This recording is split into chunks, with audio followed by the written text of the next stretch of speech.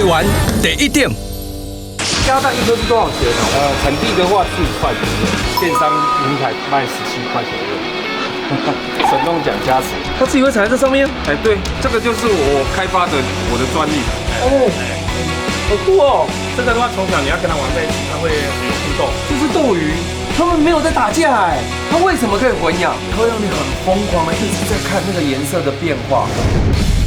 全台湾的人都爱吃鸡蛋，但很少人会把鸭蛋拿来跟鸡蛋一样的吃法，因为鸭蛋听说它的腥味比较重，鸡蛋没有腥味。但在芳苑这边，听说有一种蛋叫做牛奶鸭蛋，它的鸭跟猫一样爱干净。这里面藏了什么秘密呢？我们来去看一看。根据2016年农委会的统计，台湾鲜蛋的年产量突破70亿颗，而在闹鸡蛋荒的当时，鸭蛋就成了抢手货。彰化地区大约养了66万只蛋鸭，鸭蛋的年产量也破亿，可说是金鸭母的聚集地哦。呱呱呱呱呱呱，这样养鸭，哎，是不是有不一样吗？都不是这样养吗？是吗？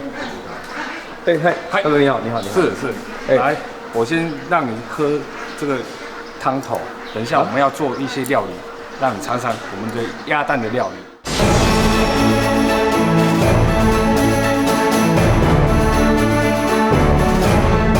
你在鸭场里面吃麻辣锅，是，你确定嘞？确定。等一下我会变个魔术给你看。哈？是，好。哦，有臭哎！这筷子借我一下，谢谢。哎，臭哎！这个是深坑的臭豆腐。臭豆腐哎！对。哎呦妈！哦，我是蛮喜欢吃臭豆腐跟臭臭锅的。哎呦，哎不错。我们要用鸭蛋把它的蛋黄取出来，然后做一个鸭蛋特调，让你感觉到原味跟加蛋黄不一样的。确定吗？是的。这个对，借我一下。有味道吗？其实蛮像鸡蛋味的，对，其实蛮像鸡蛋味，跟一般鸭蛋比真的不太一样。蛋黄给打散了，大概5秒，1、2、3、4，然后就是滚烫的汤，一颗蛋大概就是1大汤匙的热汤，搅和。为什么要搅和？就是要让它的里面的蛋黄油，融入的汤底，对，跟刚才喝的口感就不一样了。确定吗？对。你什么时候发现这个的？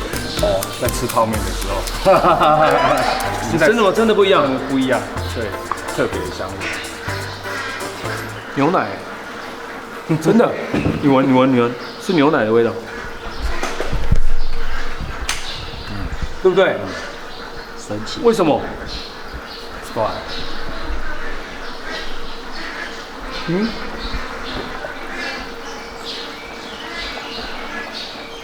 跟刚才的麻辣味道是不是不一样？不一样，真的不一样，完全的不一样。它是一个闻起来像牛奶，然后你吃下去的时候有一种就是以前我们你那个白饭上面对打一颗那个蛋黄，对，然后胶崩的那个味道，对，它很像鸡蛋，对。那这个加任何汤都会变吗？任何汤都会变。等一下我们加这个。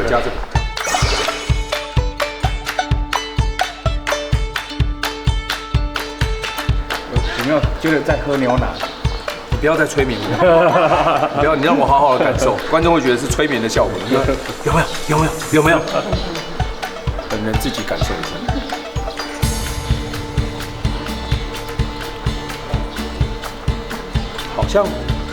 好像是热牛奶的感觉。你喝，你先喝没有关系啊，我自己找你镜头，我在这里。有一点那种牛奶的牛奶香味。我跟你讲，这个啊，你拿一杯咖啡再把它加进去，就变拿铁。真的，它变拿铁。其实鸭蛋里面或鸡蛋里面，它都有它的蛋黄油，对，卵磷脂油，它是对我们人体是有帮助。它里面含有叶黄素啦、维生素 A、D、E， 还有铁跟锌。铁是帮助女性，锌是帮助男性的。对，所以说它有很丰富的营养元素。这真的是说不出的神奇感。汤头不但带点豚骨拉面的口感，甚至还出现了牛奶味。到底这牛奶鸭蛋的鸭是怎么养出来的呢？这是饲料区，对，饲料区。它饲料怎么来？哦，饲料是从外面的饲料桶用自动化的那输送带把饲料打入这个饲料槽里面，让蛋鸭来这边产食。为什么那个蛋会没有什么味道？会一般有些人怕吃鸭蛋，对，但是我刚刚吃的这些鸭蛋，我觉得揪起来啊，为什么？因为我们场内是跟中兴大学教授来配合他们的专利益生菌配方给鸭子吃。益生菌的话，它大概就是可以保健肠胃，去掉腥味，还有它的体味。就像我们在养很多种的，我养很多种动物，是爬虫，甚至是养植物，所有的肥料饲料都是介质，对不对？对，你需要它产出来的东西是什么，跟你长出来的东西是什么样子，那你给它的介质就要符合，跟要它需要的，对不对？所以这边是一代厂。你现在总共有几代厂？我现在从第1代到第4代都有，4代厂，因为很多东西要随着气候跟潮流下去改变。像潮流，因为生鸭蛋也有潮流，所以要很潮，对不对？所以说，等一下我们会看到我们的那个产蛋区的那个集蛋箱系统，那是我发明的台湾区跟大陆区的专利。哇，发明呢？我最喜欢看发明。呵，养来跟空白店发明。在了解如何很潮的养鸭之前，先来认识一下吴厂长。他除了有全国模范农民的身份之外，还是2020年的10大神农奖得奖者之一。对于如何给这一群金鸭母友善的饲养环境，可说是付出了许多脑力以及行动力。这里是第4代厂。对，第4代的非开放式鸭舍，差别就是说，看我们脚下面就是我们的硬式的高床地板，这样子会让我们的工作人员比较好踩踏，也方便工作。再来就是我们的那个饲料槽，这个是可以移动式的，塑胶的话在清洗的话比较方便。那它的水呢？这些水它流到哪边去？那个废水的话，它会流到粪便的沉淀池，旁边在一个分解池，再打入鱼池里面做发酵，变成红枣、褐枣给黄金蚬。整个在利用对，循环利用。哇，好强哦，好强哦！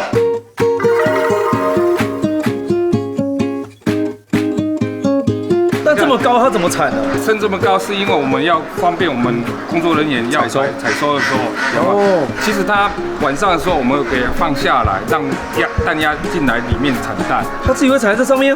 对。那你就不用从外面再捡回去了。对，没错，这个就是我开发的我的专利。可以放下来吗？可以放下来，看一下，来，怎么放的？很慢的哦，对，慢慢的，然后让他们可以跑掉，要不然它会被压在下面。那个可能还要给它赶一下，是吧？它不会跑吗？对，里面的它不会跑。确定？对，它会被压到。对，看到没有？驯鸭师把它营造就是它在户外的有一个旧巢性，什么东西都帮它准备，所以说我们这个叫6星级的采法。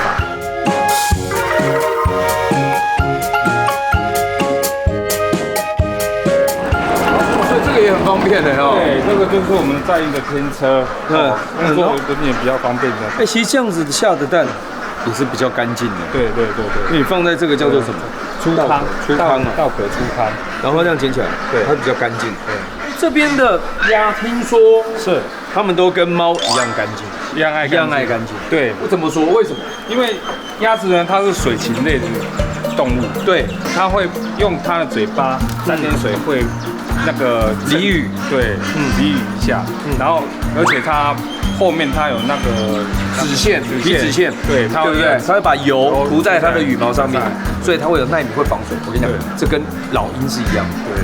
我以前不知道的时候，我就看到老鹰，奇怪，没事就离开尾巴，然后在那边一直舔它的屁股上，我以为会痒，你知道吗？我还把它头套戴着，然后头抓住，我去拨，看说为什么会这样，我说就有一颗。对，然后我就上网开始搜寻去找，原来那是皮脂腺。也就是说，你给它一个好的环境，它其实会很干净。对。但是你如果给它一个就是不管怎么样都会弄脏了，对，那它也很难干净，对，是吧？它也会影响它的产蛋率。你一天可以剪掉几颗？剪几颗？每天的话，一个人大概可以减到5000颗左右，对，还算少的。早上我场内的话，大概有2万多只啊。哇塞！那乘以8成的话，就大概16000颗。别人是淡淡的哀伤，你是淡淡的欢喜，淡淡的愉悦。鸭蛋一颗是多少钱哦？产地的话，大概在4、5块左右。卖价呢？卖价不止啊，卖价多少钱？卖价我一颗在电商平台的话，大概卖17块左右。神农奖加持，所以你看看嘛，也就是说，在我们芳苑这个地方，每个人口袋都很深，所以你只要走进来，你每个人都可以随便叫2声干爹。哇，太厉害了！但也是啦，坚持一件事情，从头做到尾，把它做到好，你还是会有属于你的一片天空。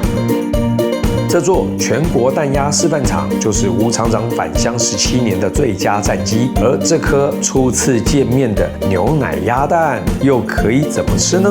哇塞，这什么？鹅阿烧，鹅阿烧。哎，你这样做的，好像日本料理的那个叫什么？天妇罗的概念是吗？类似就是加9层塔火一层粉之后下去下去炸这样。OK， 它炸酥酥的，但是粉太多的话，吃起来口感就OK。就是前面第一道程序就是先炸。哦，这只是第一道，我以为这样好了耶。没有，我们要炸的是蜂巢科，就是还有第2道程序。你说什么科？什么科？蜂巢科就是用在地的鸭蛋下去。鸭蛋。对，用到鸭蛋了。是。哎，为什么要选择鸭蛋，不选择鸡蛋？因为鸭蛋的话，它的浓稠度比鸡蛋的好，然后香味比鸡蛋的香。香味比鸡蛋香。对。哇！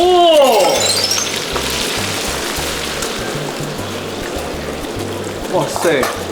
它为什么要加冷油？因为这个没有办法翻，它不外观会破坏掉。哦，所以上层淋油。对，上层我们就是把那个鸭蛋的颜色把它淋得深。那上层的油温度呢？跟这边要一样吗？还是不一样？没有，这边的温度要高一点，这边温度要高，这个下面那个温度高一点，因为它才会上色。我又学到一招了，我跟你讲，我在外景跑一跑哦，可能会直逼你的地位哦。中破，我跟你讲，我快要变中破哦，真的像蜂巢哎，对，好厉害哦，好香哦，好香哦，再滴油，哎，哦，我用这样的方式啊，对，让它变像乌鱼子一样，对，不，其实也蛮像的，比乌鱼子再更清爽一点，哇，好香哦，我的老天爷啊，这个香味是很促进食欲的感觉。天哪，哎，真的耶！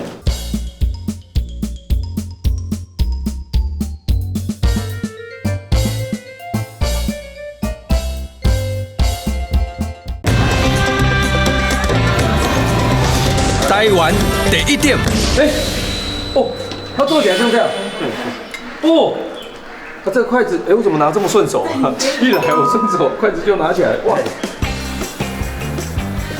哇，好香哦！还可以吃吗？可以，吃就好。哎，没问题。我没吃过，我来王宫这么多次没吃过哎，每次来都找到朋友，然后就被朋友有吃了很多鹅啊，但没有吃到这一道。是这样吃吗？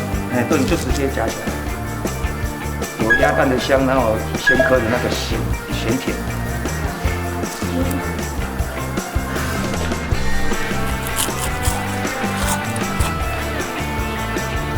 好酥哦！它那个是，哇，鸭蛋香来了，鸭蛋香，哎，好香哦，好香，它是香，然后又酥，它在口感上面是一个，米酥，然后米香嘛，这是米熟啊，绵绵，但它却是酥酥的，它外层这样，对不对？然后你会整个把它这样，它的厚度它，这样整个咬进去，哇！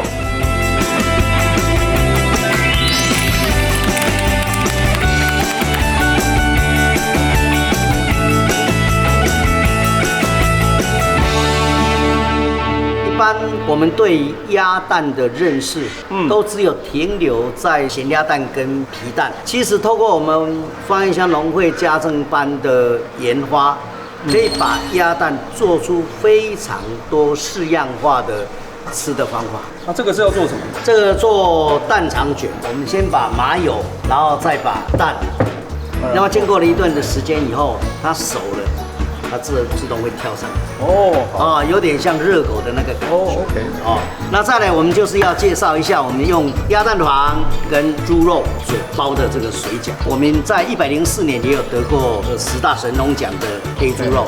为什么我的不住？为什么你的立不住？没有，因为我们包的方式不一样。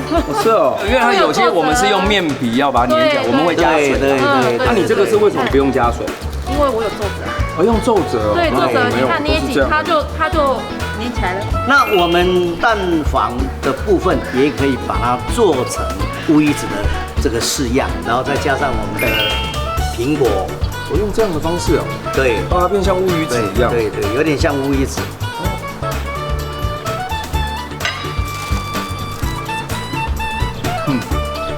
那其实也蛮像的，但是它还是有个蛋黄的味道。对，它不是那种，因为乌鱼子我们一吃就是那种很咸，它是很咸的味道，但这个没有，它还是蛋香，然后加上水果，好像两个变得蛮清爽。对，更清爽啊，比乌鱼子再更清爽一点。哎，这个好了，它有麻油的香气，有蛋的香气，好香哦，它是麻油香哎。还有第二根等着你哦。哦，香哦，它很像麻油煎蛋，而且它怎么做成这样？一颗蛋呢，就这样，一颗蛋一根呢。鸭蛋不再只是鸭蛋哦，吴厂长和芳苑农会更创新研发了蛋黄粉、蛋黄油原料，做成各种烘焙食品。老蛋鸭也制成了低压筋、老鸭煲汤等等。当然，好料不光这些，还有隐藏版的哦。说到鸭，你会想到什么？北平烤鸭、南京板鸭、姜母鸭，还有什么？什么鸭？说说鸭、舒张鸭、高血压、低血压，还是麻辣黑鸭？看一下。请问一下，什么叫做麻辣黑鸭？因为它是黑压压的，所以叫黑鸭。对，因为它起源于湖北武汉，在我们那边叫周黑鸭。周黑鸭。对，因为它是一个全国连锁的品牌，用炒糖色的方法让它去调色颜色，让它调得更深一些，让大家更有食欲一些。对，所以它的颜色会变得很深，味道入到里面去了。所以我听说你里面用的不同种的鸭子。对，没错。像我们的话，鸭脖的话，因为用那个番鸭，因为它的肉，对，因为它的肉就会比较厚实。对。翅膀的话，选用的是樱桃鸭。为什么要用樱桃鸭？因为樱桃鸭的翅膀肉比较多。对，不会那么瘦小。鸭头的话，也是用大只的番鸭的头。番鸭头，番鸭头。也有土番头2种，它的肉质是不太一样的。看一下。哇，好香哦。对，因为它有花椒跟麻椒的香气不一样。哇，我的老天爷啊，这个香味。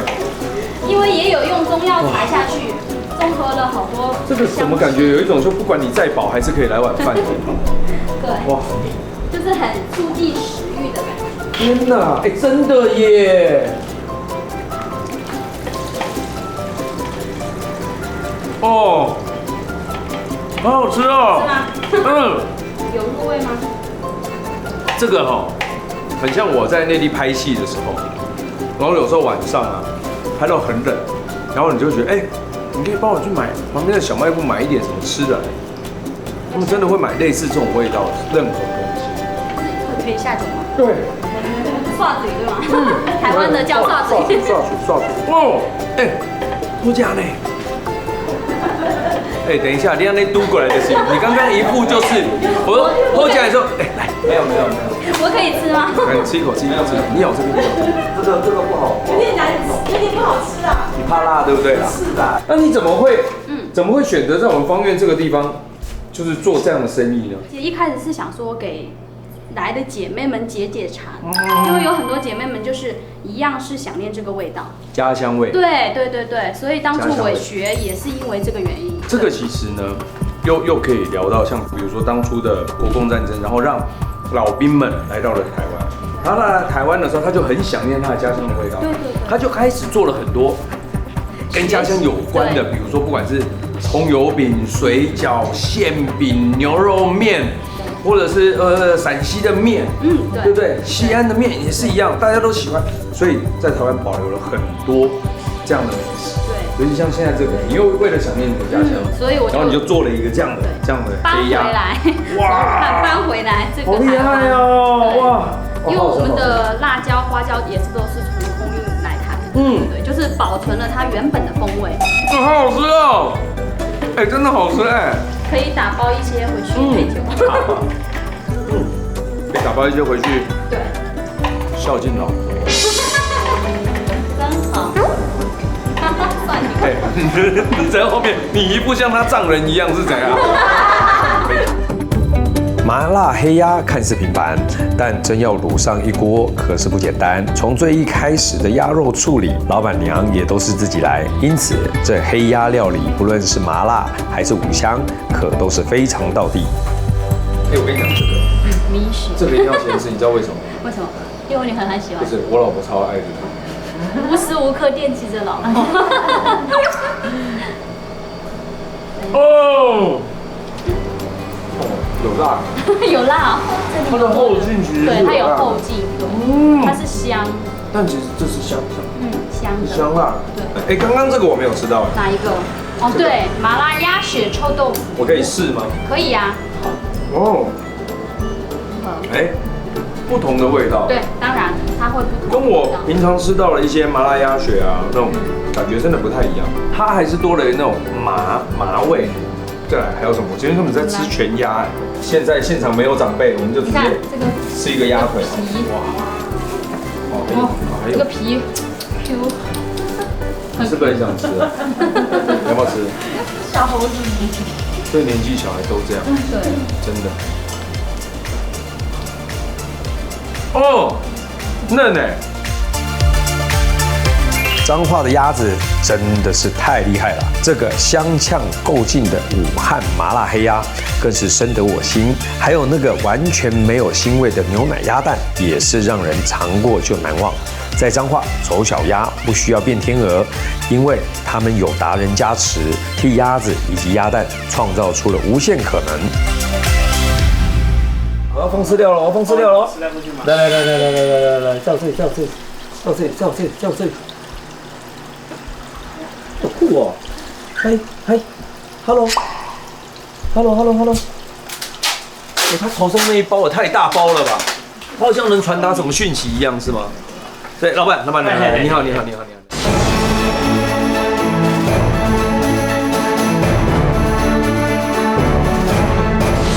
这一只叫什么？是什么鱼种？罗汉，对，它算钛金。那为什么它叫罗汉鱼？然后它又有叫钛金是什么意思？一般古典金花他们俗称为 F1，对，然后钛金它属于 F2，那招财是那个风水鱼之一。对，所以它这个前面的这颗球，它也是会因为饲养方式、营养方式而有大小之分。有些时候看基因，它基因还是基因决定，没错。就算是你的镇店之宝嘛。目前是很多人会来玩它啦。为什么会玩它？因为它有互动。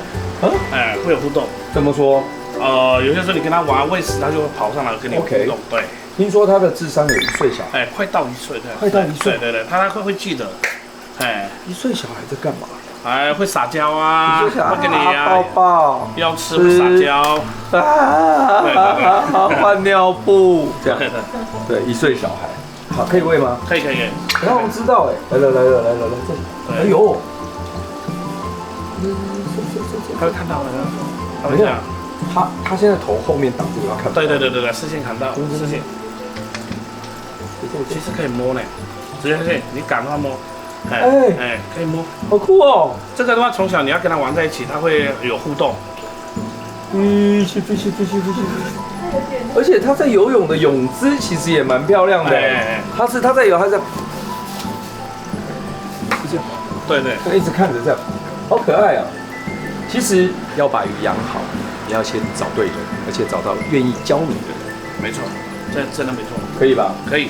你可以教我们怎么样？第一个，我们水质怎么补？简单的方法就经过3胞胎除氯就好了。除氯就好了。然后或者呢，再好一点的话，你除氯过来，然后拿一个大桶子，对，然后水留在里面，就自来水经过3胞胎，然后放一个桶子打气就好了，这样就好。让它有氧。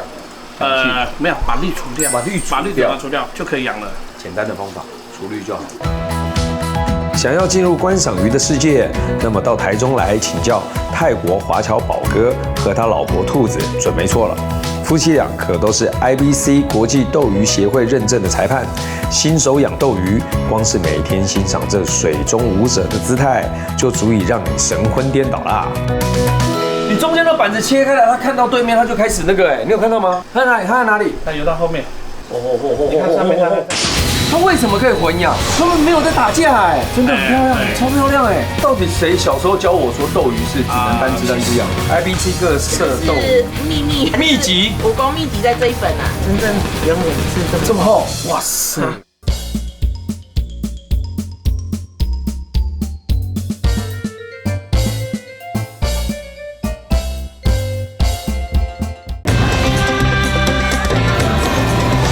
摘完得1点。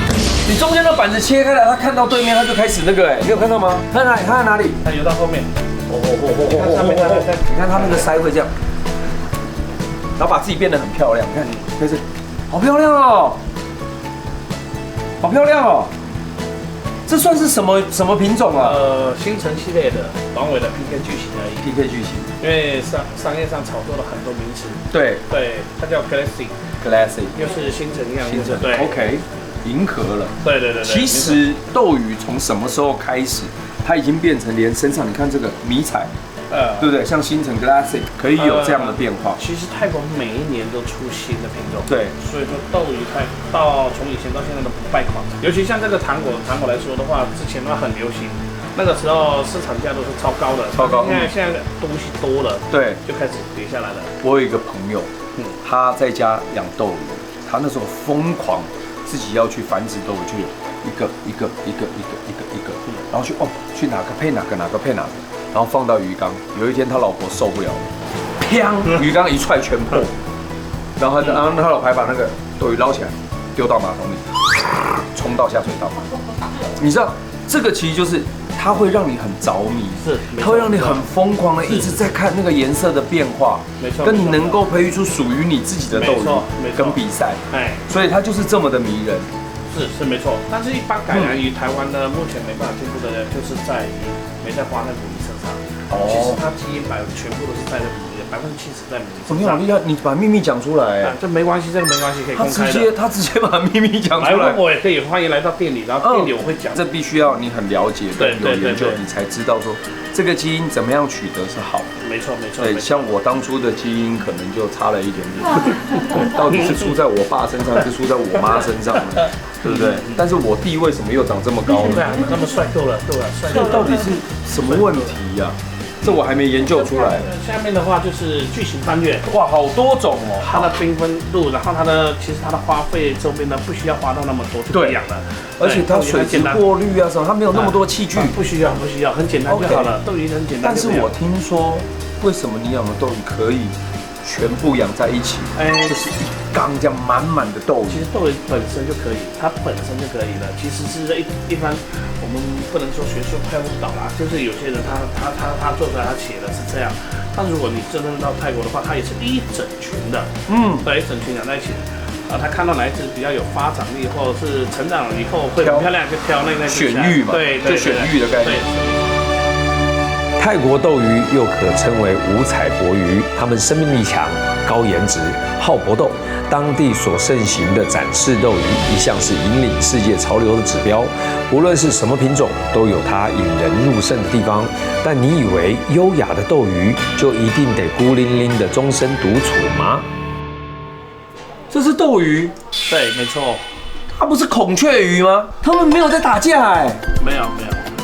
它为什么可以混养？为什么？它一胎从小一起长大的，对，或者是母鱼整缸可以混养，整缸母鱼 ，OK， 对。然后公鱼的话，它到时候的话，如果怕被打，它会模拟像母鱼，期间会停止生长。斗鱼是会这样。所以那到底谁小时候教我说斗鱼是只能单只养的？其实以前的资讯没那么丰富，真的，因为这个是进口的东西，所以说资讯没那么丰富的时候，都是每个人都自己说自己一套，一整缸的母鱼来分享的话，真的很美，真的很漂亮，超漂亮哇！它会在里面变色吗？会，现在就在洗色了。有的是像这种鱼的话，一出来是整只蓝色的，后来才转色，转成鳞片啊，整个转为红啊。你看蓝的还有一些，但它不是基因决定它会是什么颜色吗？没有，小时候不一样，它还是会去洗色。它成长的时候呢就会洗色。斗鱼俗称懒人养的最美的鱼。对，所以说很简单，就用天然的方法就好了，水处理过，然后放点懒人液，它就无敌了。一般我建议啦，你还是要处理过，不要说是掉下来就去捡啊，有些时候那个有霉菌什么菌太多了。像我们一般我们店里在购售的话，就是在中药行，他们烘干杀过菌了以后拿过来，所以说那个用起来你就放心安心用，它也可以稳定水质。对，这个功效超多的，对迷鳃科或灯科鱼，灯科类你放下去看看那个颜色会更美哦。对，灯科类。我以前养怎么没人告诉我啊？我真的都不知道哎！我养这么多鱼，因为懒人液的成本太低微，一般的水族馆不会有在卖这个东西。对，它是纯天然的东西。哇塞，这一集有看到，然后你又刚好有养鱼，这个 paper 你赚到了，因为这连我都不知道。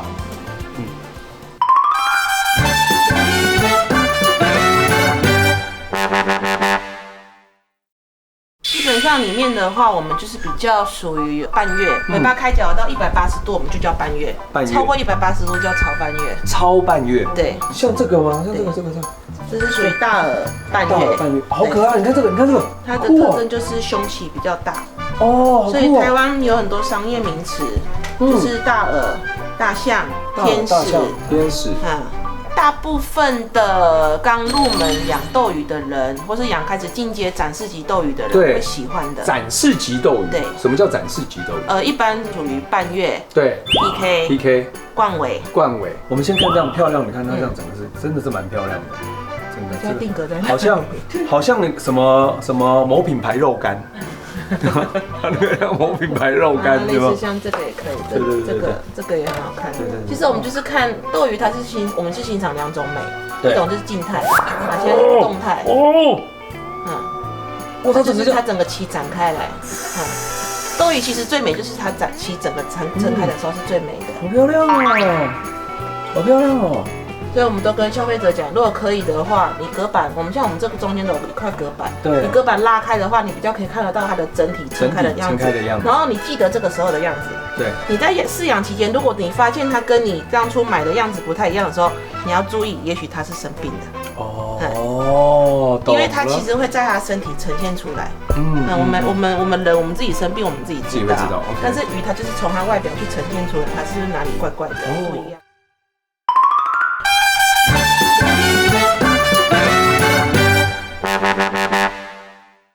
比赛的话，我们有分很多种的组别，对，有单色，有复色，对，再来又有分蝶翼、金属，很多，会分很多。IBC 各色斗评分标准。秘密也不是秘密啦，秘籍，武功秘籍在这一本啦，因为我们拿到其实是原文啦，我们请朋友帮我们翻成中文。有时候客人有好奇的话，我就拿这本来给他看这样子。因为美国它有一个斗鱼协会叫 IBC， 它其实就是以35917来做扣分。本人最厉害的就是背剧本，我已经可以产生到过目不忘的效果。也就是说，等我这里全部看完了，它全部会在我这里。所以想要知道什么，除了透过他们，我也知道一点。这个其实是这么多秘密在里面，那缩减的。真正原文是这么厚。哇塞，哇塞，哇塞！所以我们就是抓几个重点出来。如果它的色没有符合今天主办单位开的组别，那它有一组我们叫 Full and Finish。我们看就是背鳍它的第一根要挺直，然后尾巴臀鳍其实它不会过长，它其实有点缺点是在它尾巴臀鳍那边比较长一点。真正它的比例就是你就想一个圆形。哦，它的鳍整个是圆的。对，背臀鳍、尾鳍，它整个尾末端成一个圆这样子，所以它分数就会很高，会比较符合比赛的标准。蝶翼的话就是说身体一个色，尾巴一个色，大概就是占50-50的比例，这理想的标准啊。很多客人也会来问我，他说这只可以比赛吗？我说你有要比吗？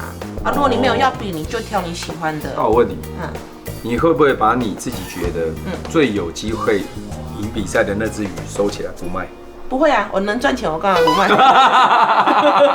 对啊，因为反正技术在身上。对啊，你要买走，我还能再去培育出更好的。但是我会跟客人讲啊，可能接下来我们有比赛，像接下来4月30在高雄有一场，然后7月23台中有一场。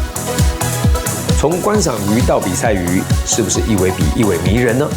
而你看得懂的又有几种？其实如果不是超级玩家，养斗鱼就是看对眼，喜欢就好。现在虽然说斗鱼已经是一种最不用清鱼缸的懒人鱼了，对不对？但我们还是要帮它清理。我这个干比较大，所以说偶尔还是会把它换掉。多久换掉？其实这种刀很耐，长度45，高一尺的话，差不多可以撑到差不多快2-3个星期不成问题。短尾的，短尾啊，切记短尾。短尾。它如果长尾，那3到7天你一定要换一次。要换一次水。对。OK。啊，怎么换呢？用水管抽啊？会不会？应该不会吸到它。真的吗？虹吸式原理。对，这样。把底部都开始清掉了。你要全部清完也可以，但的话我们会把它清完。这个方式不是蛮好的耶，很简单，不需要一边放水一边抽水哎。对，2根水管搞定哎。对，就这样就搞定了。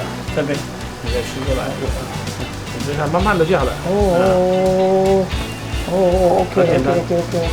靠近你的时候再弄掉。那叶子怎么看？那叶子好烦哦。没有叶子，你可以用直的，你把它停一下，然后再往直的吸，它就吸掉了。没关系，那个吸掉。走。然后在这边冲的话，它脏东西会把它冲掉。对，这样碎。在家的话，如果是你大缸或什么要洗的话，这样就好了，不需要买了很多设备。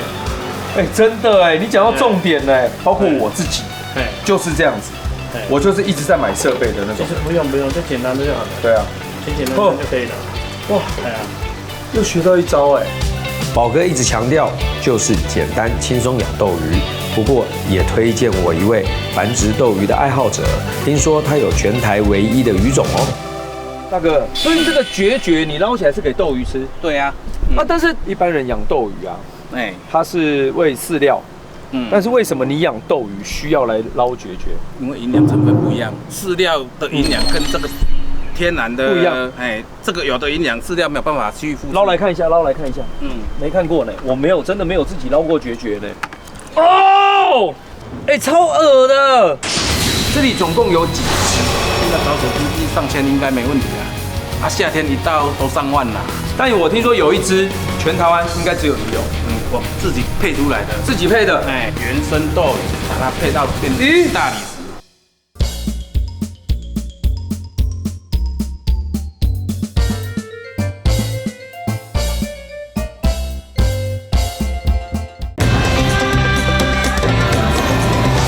台湾第一点，捞来看一下。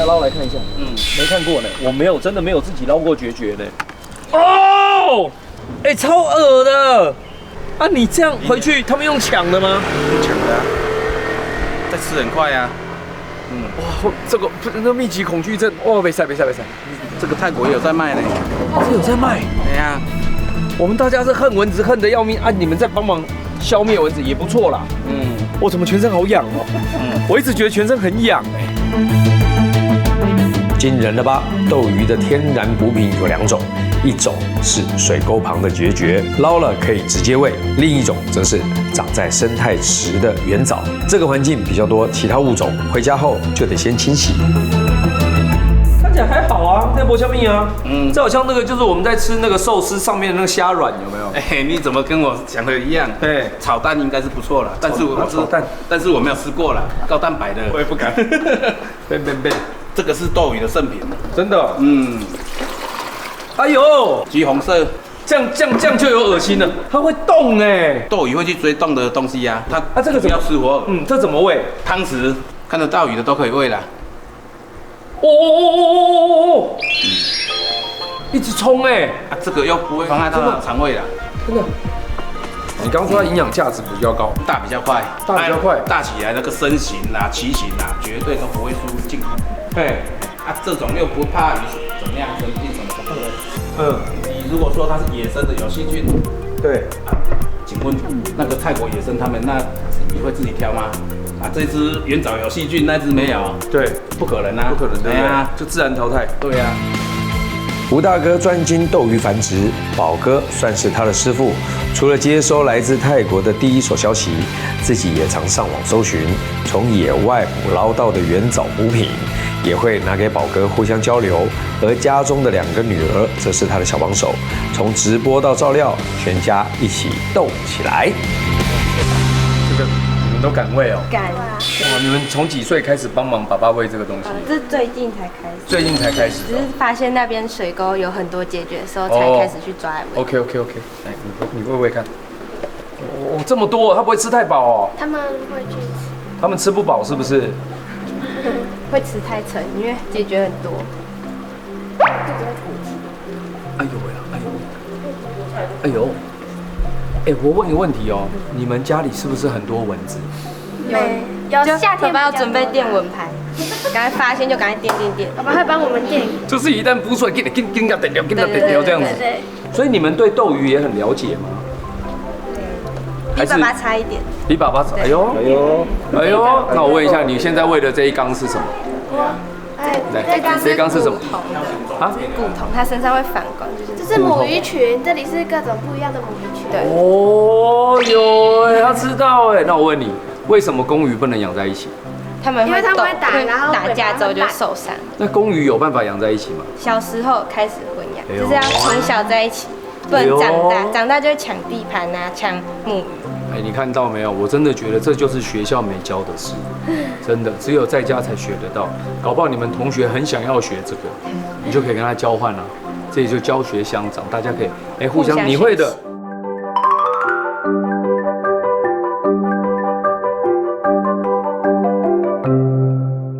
这个是你们配的？对，从那个选鱼，选喜欢的公母。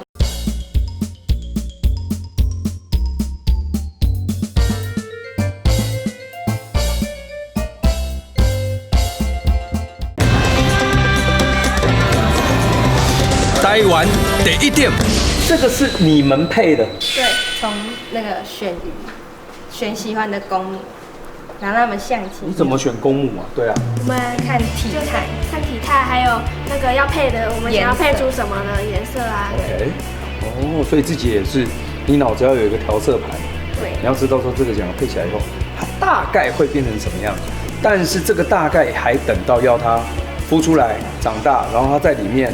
还会再变色，还会再变，对不对？会洗，还会再洗色。等它洗到时候完全确定了以后，你才知道跟你当初想的一不一样。对。那我问你，这个是什么种？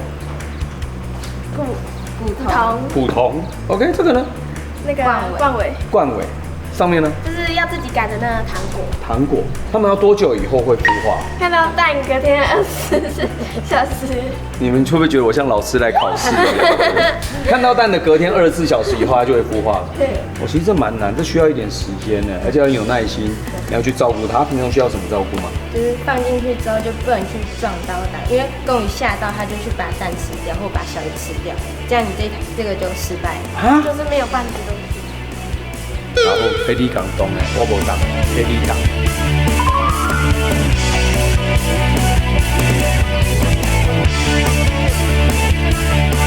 这是背部畸形哦，真的，所以故意留的。真的，因为它长得不一样啊。对啊，我就觉得它不一样，它长出来背部前面少一块肉。对，凹凹的。哎呀，有没有？但是也很漂亮。对啊，它很漂亮哎，其实。还有嘞，还有什么？还有什么？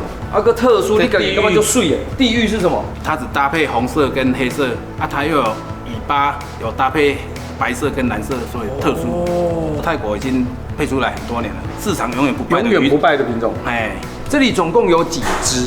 现在保守估计上千应该没问题啦。啊，夏天一到都上万啦。但我听说有一只，全台湾应该只有你有。我自己配出来的。自己配的？哎，在哪里？自己配的原生斗鱼，把它配到变糖果，这样子还要再继续做，把它身体再做亮一点。做亮一点。哎，你这样子让他们这样子就是上面产生泡泡嘛，对不对？哎，发情的时候，多久？我前后后已经配了2年了。一年最多差不多3到4次。3到4次。哎，啊，那只公鱼还在吗？你是讲因阿公还是因阿？哦，那么久了。没啦。哇，哎，不要一直急着拿回去，有朋自远方来，对不对？大嫂，这一尾我觉得再继续让他这样下去不好了。没有啦，君子不夺人所好啦。哎，他花了2年的时间的心血结晶才培育出来的，这是非常耐看。这只要价，如果说有人跟你出价钱，这只要价你觉得多少钱？出价我一定不会卖。10万。10万，至少。我要把它稳定下来10万，不可能，20啊，20再下咯，再不可能啦，喂，30、40，免50要一只车，要一只车。我因这是生活证诶，颜色兴趣，这是兴趣啦，你的兴趣哈，别人买不走，你的梦想，别人也买不走。好，借我喂一下。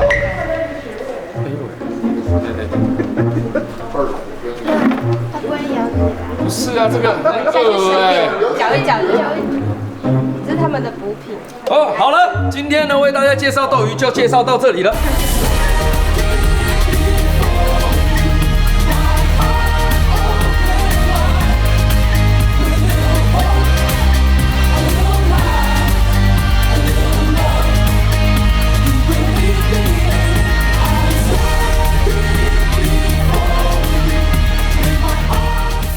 看完了今天的节目，有没有什么获得呢？如果有的话，记得按赞、订阅、分享，还有开启小铃铛。